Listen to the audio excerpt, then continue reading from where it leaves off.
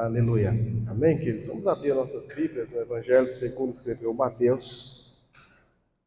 Evangelho segundo escreveu Mateus, capítulo 21, versículo 28 a seguir. Louvado seja o nome do Senhor nosso Deus.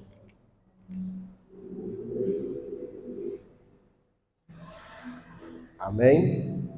Todos encontraram? Diz assim a palavra do Senhor nosso Deus. Mas os que vos parece, o homem tinha 2 filhos, e dirigindo-se ao primeiro, disse: Filho, vai trabalhar hoje na minha vinha? Ele, porém, respondendo, disse: Não quero. Mas depois, arrependendo-se, foi. E dirigindo ao segundo, falou-lhe de igual modo. E respondendo ele, disse: Eu vou, Senhor. E não foi. Qual dos 2 fez a vontade do Pai? Disseram eles: O primeiro, disse-lhe Jesus: Em verdade vos digo que os publicanos e as meretrizes entram diante de vós no reino de Deus. Porque João veio a vós no caminho da justiça e não cresse, mas os publicanos e as meretrizes o creram. Vós, porém, vendo isso, nem depois vos arrependestes para crer. Vamos fazer uma oração, querido? Senhor, nosso Deus e Pai, nós te louvamos, nós bendizemos o teu nome que é santo e poderoso.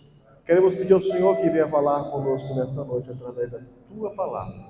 Meu Deus, muito obrigado, Deus. Ó Deus, não nós, nada podemos fazer, mas cremos que o Senhor pode falar conosco nessa noite mais uma vez, através da sua palavra. É o que nós te pedimos e te agradecemos em nome do Senhor Jesus. Amém? Aceite, queridos, nessa noite. Hoje estava pensando em falar na igreja nesta noite. E 2 mensagens me veio ao coração, e essa segunda é um texto um pouco pregado, mas hoje queria compartilhar com os irmãos 4 lições da parábola dos 2 filhos, né? Nós vamos observar que este texto, capítulo 21 do Evangelho de Mateus, vem uma discussão entre Jesus e os publicanos e os fariseus, em que o cerne da discussão é a autoridade de Jesus. Os fariseus querem questionar com qual autoridade Jesus operava milagres. Nós vamos ver um pouco acima a figueira, a parábola da figueira. Depois vamos ver alguns outros assuntos. E aqui encerra a discussão, onde Jesus pergunta para os fariseus: qual dos filhos fez a vontade do Pai? Né? Ele de pronto vai dizer para Jesus que o primeiro filho faz a vontade do Pai e o segundo não. E nesse texto eu queria compartilhar com os irmãos 4 lições importantes dessa parábola. A primeira delas, nós vamos aprender o que Deus quer de nós. A pergunta que eu quero fazer aos irmãos nessa noite: o que Deus quer de nós? O que Deus quer nos ensinar? Com este texto nós podemos extrair algo importante do que o Senhor quer de mim, quer de você. A primeira coisa que eu aprendo com esse texto é que Deus, Ele quer que nós acreditemos e respondamos à mensagem do reino.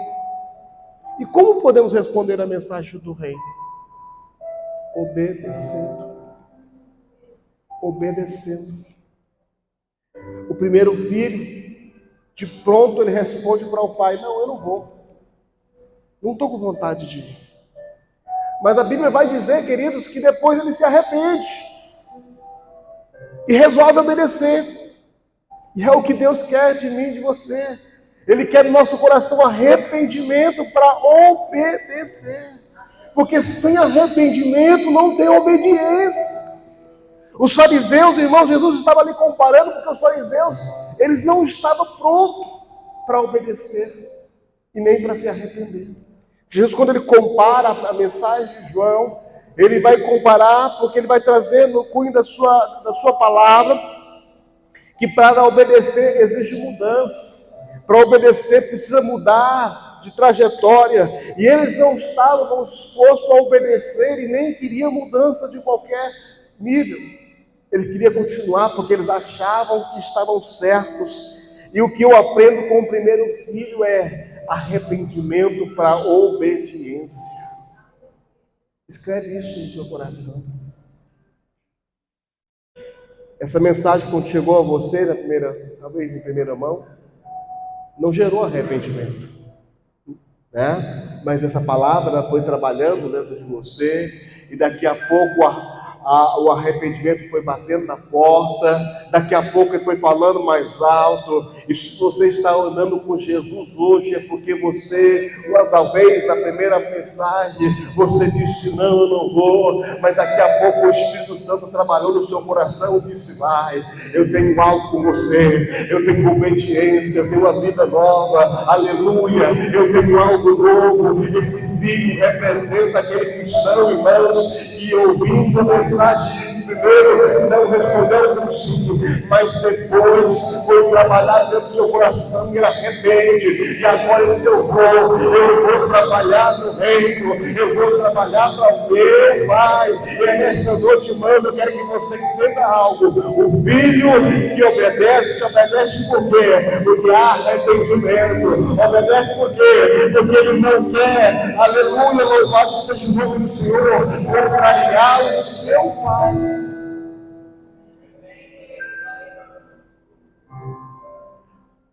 Mesmo, irmãos, que talvez no início nós não queríamos, mas o que Deus espera de mim e de você é que nós façamos a sua vontade. Então a primeira coisa que eu aprendo, que eu preciso fazer a vontade de Deus. Então a primeira coisa que eu aprendo é que eu preciso fazer a vontade do Senhor. Disse não, mas arrependeu e foi fazer a vontade do Pai. Talvez você está lutando dentro do seu coração: eu não vou. Talvez há uma batalha dentro de você: eu não quero. Talvez há uma relutância aí dentro, mas Deus está falando: eu quero obediência, aleluia. Eu quero mudança de comportamento, eu quero mudança, eu quero transformação, eu quero algo novo com você. Ei, talvez o que você está esperando depende da sua obediência. Talvez aquela bênção que não chegou depende da sua obediência. Talvez, aleluia, aquela cura não chegou porque depende da sua obediência. Ei, vá para a cruz mais rápido, que a bênção chega mais rápido. E o segundo filho, de pronto nós aprendemos que nós não podemos ser como o segundo filho.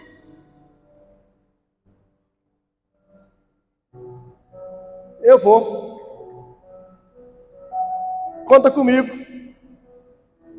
Quantos cristãos estão assim, irmãos? Quantos cristãos estão assim, irmão Roberley? Eu vou. Conta comigo. Agora eu vou. E não vai. Quantos cristãos que estão debaixo de maldição? Por quê, pastor? Porque promete, não cumpre. Irmãos, há nas redes sociais, na internet aí, irmãos, os hereges da fé. Que é isso, pastor? Verdade, irmãos. Os hereges da fé, que não pode falar mais que está debaixo de maldição, irmãos. A própria Bíblia diz, irmãos, se você prometeu e não cumpriu, você está em pecado. E quem está em pecado está debaixo de maldição, porque o pecado é o quê, irmãos? É maldição, irmãos. Pastor falou que eu estou amaldiçoado. Não, irmãos, a Bíblia diz: se você não está andando em sinceridade, irmãos, infelizmente, não tem outra palavra para dizer. Eu não posso, irmãos, polir. Eu não vou arrumar um jeitinho para te enganar, irmãos. Eu não vou arrumar um jeitinho para poder polir o seu ego, ou o ego de qualquer pessoa que seja. É a Bíblia que está dizendo, irmãos. Nessa noite, que você não seja como o segundo filho. Eu vou, não tem compromisso, não quer ter compromisso, não quer se envolver, não quer se comprometer. E o pior, irmãos, que não está falando não é por pastor, não é por dirigente do círculo de oração, não é por dirigente dos irmãos, não é por líder de jovens, está prometendo é para o próprio Deus, e Deus conhece o meu e o seu coração, e Deus sabe, irmão, quando nós prometemos algo para o reino, para a obra de Deus, não fazemos. Deus sabe, irmão, quando nós somos filhos desobedientes. Deus sabe quando nós somos filhos, irmãos, que fala que vai fazer e não faz. Aí as coisas começam a dar errado. Vamos fazer campanha, irmão. Não adianta você fazer campanha se não tem obediência. Não adianta você entrar em campanha se você não está disposto a mudar.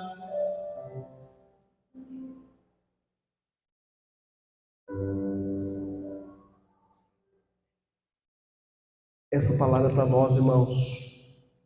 Deus quer que nós obedeçamos a sua vontade. Deus quer que nós sejamos filhos obedientes, filhos que cumprem tudo aquilo que nós falamos. Fuja, irmão, de toda e qualquer aparência do mal. Seja, irmãos, alguém do coração de Deus. Seja alguém, irmãos, lembrado pelo Senhor pela obediência, pelo caráter de fazer, pelo desejo de fazer, irmão, não para aparecer, não para ter um nome maior do que o outro, mas para ser lembrado no céu por alguém, irmãos, que deixa tudo para fazer a vontade do Senhor. Essa palavra para nós, irmãos.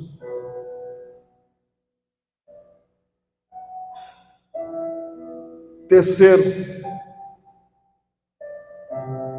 não seja hipócrita. Não seja hipócrita.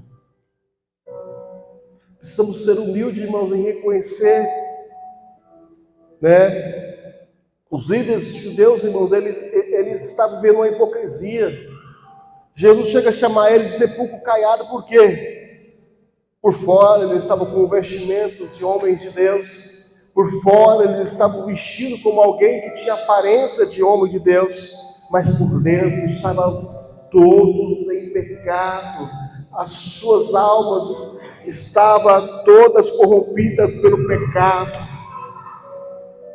Jesus sabia, irmãos, que o interior deles estavam podres e precisavam ser transformados pela palavra da verdade. A Bíblia vai dizer para mim e para você, irmãos, que nós vamos reconhecer quando erramos, que nós vamos voltar atrás. Paulo ainda vai dizer no capítulo 10 de 1 Coríntios, aquele que pensa estar em pé, veja que não caia, cuide para que não caia, ou seja, que nós possamos ter uma vigilância, irmãos, se erramos em alguma coisa, nós precisamos consertar para continuar na caminhada, que nós possamos, irmãos, verdadeiramente estar apresentando diante de Deus como alguém do coração de Deus. Precisamos reconhecer, irmãos, que nós erramos, que nós somos pecadores. E que precisamos, irmãos, a cada dia de estar tendo um encontro real com Jesus. Que nós possamos estar como Isaías, irmãos. Ó Senhor, eu tenho lábios impuros. Que eu possa estar, irmão, diante do Senhor. Ver a glória de Deus e ver a minha necessidade de conserto. E quarto, o Evangelho é uma oportunidade para pecadores. O Evangelho é uma oportunidade para mudança, para transformação.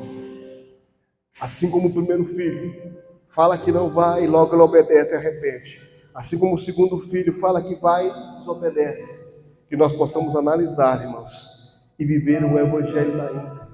e viver o Evangelho, irmãos, no total, na totalidade. Que nós possamos, irmãos, estar vivendo o Evangelho que transforma, o Evangelho, irmão, que não mascara pecado, o Evangelho, irmãos, que não esconde, mas que transforma vidas. Que nós possamos viver esse Evangelho na íntegra, na totalidade, que nós possamos verdadeiramente, irmãos, sermos chamados filhos de Deus, que nós possamos verdadeiramente, irmãos, viver essa transformação, aleluia, que nós possamos seguir o exemplo a qual a palavra nos deixa e vivermos algo novo na presença de Deus, que nós possamos ser achados entre os santos, que nós possamos ser achados, irmãos, entre aqueles que estão com o nome escrito no livro da vida, irmãos, que nós possamos ser encontrados nas fileiras daquele que se dobra diante do Senhor e que reconhece que sem Jesus, sem a presença dele, nós não somos ninguém. Que nós possamos realmente, irmãos, viver o capítulo 13 de 1 Coríntios. Dons passam, posições passam, mas o amor de Deus permanece. Tudo passa, trabalhos passam, fadigas passam, mas o amor de Deus, ele permanece, ele supera tudo. Amém? Vamos colocar sobre os pés nessa noite. Eu quero orar pelos irmãos nessa noite. Louvado seja o nome do Senhor Jesus. Feche os teus olhos. Peça ao Senhor que te ajude a fazer a vontade dele em todos os propósitos.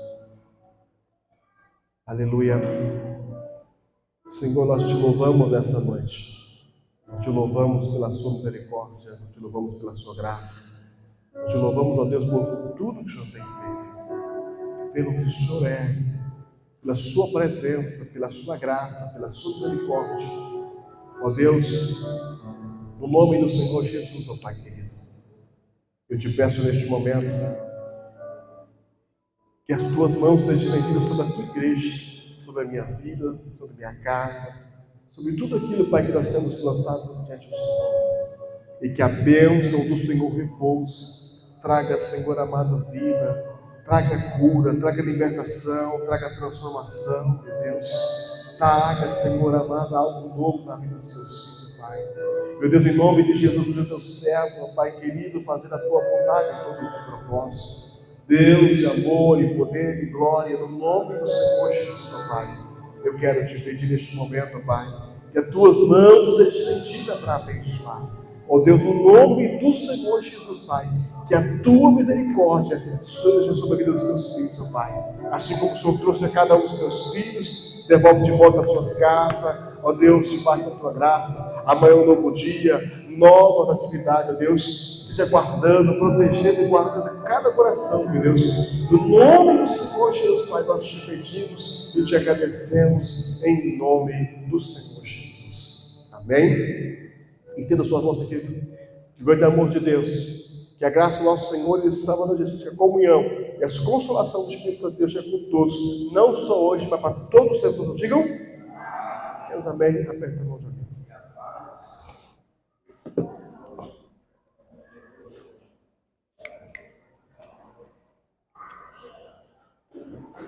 Pastor amado, Deus te abençoe.